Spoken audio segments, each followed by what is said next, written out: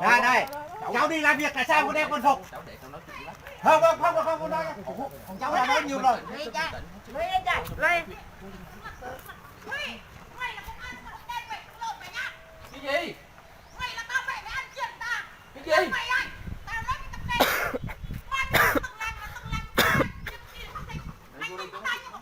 Bro, sự tệ.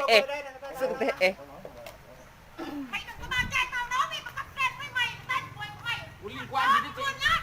Mày tướng mày không ăn mày sợ à? Sao mày không làm con mày? Chị qua đây. Mày giết nhà mà đeo. Quay thằng Thủy đi. Thằng Thủy ăn tiền Không, nói chung không khéo đâu. Chúng tôi đã là nhìn rồi đó. Thế là cháu tại sao cháu Cháu không cái cháu nói cháu lại cho thay đồ cháu. không tất cả tại sao không đeo quân phục? Chúng tôi đã biết rồi. Đó. Đi làm việc với dân, đi can thiệp hay đi nắm tay Hình mà. không nắm tay được tại sao không đeo quân phục? mày vào đây à? Chị vào đây cái gì? Sao không vào?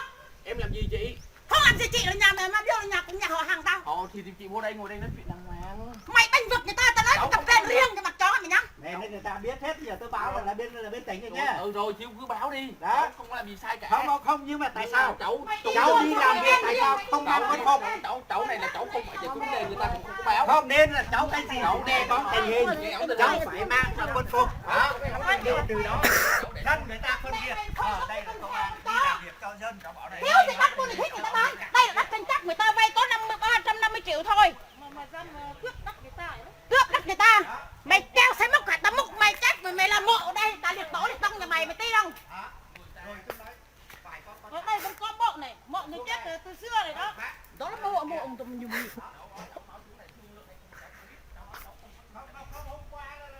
Người thì đàng hoàng không chịu làm việc đi làm thuê, làm sỏi đen. Thời sự đó xưa rồi nhá.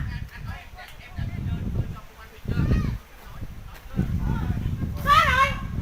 Mày lúc nào cũng vô đây, tao mày ăn tiền tao mấy triệu. Mày xem cái mặt bao nhiêu này nó làm 3 nhiệm kỳ chủ tịch. Mày coi còn khác con chó. Đây cũng ăn sân cái đéo lồm đéo gì đâu mà.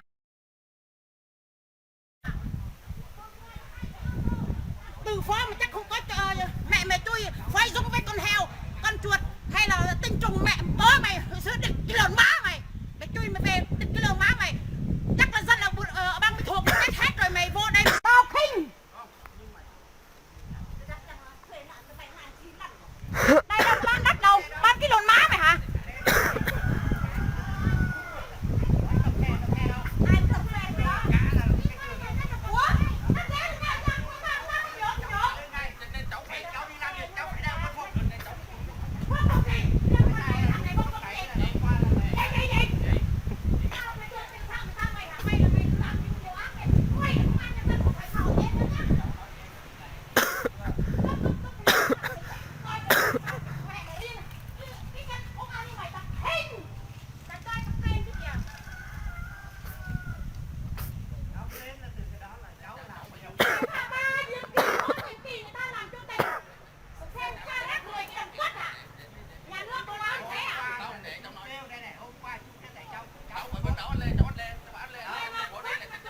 Đây mọi người, 3 thằng cứ xuống nhà.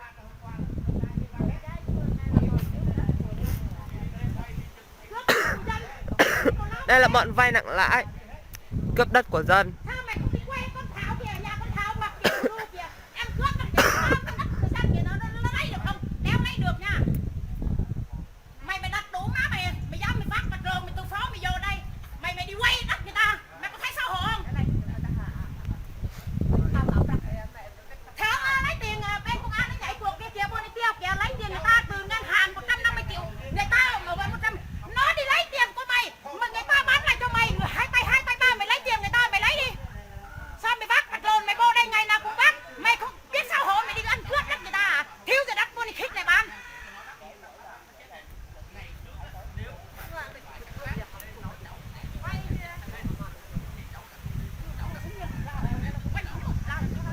Như tục yêu bình vô.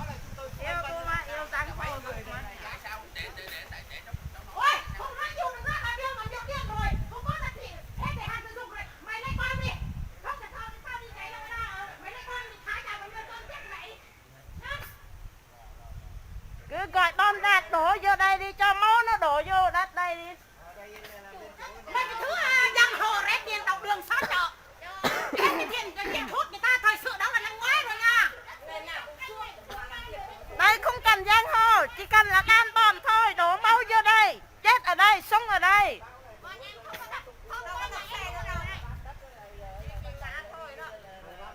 Chưa gì gọi đập xe đã xuống nhanh.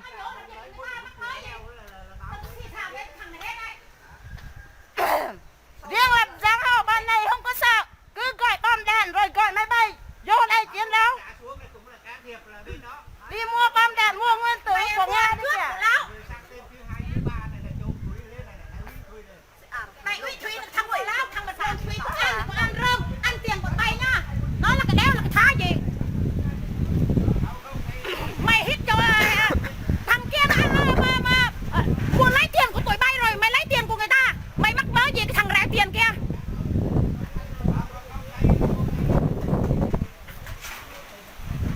Không có tiền hút chích